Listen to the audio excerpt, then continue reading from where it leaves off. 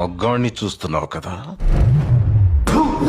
మగాడా ఎవడు పడితే ఆడు మగాడు అనుకోవడం కదా. ఇంటి పేరు కాదు, ఊరు పేరు కాదు, బై బర్త్ బ్లడ్ గ్రౌండ్ అలా కొడక.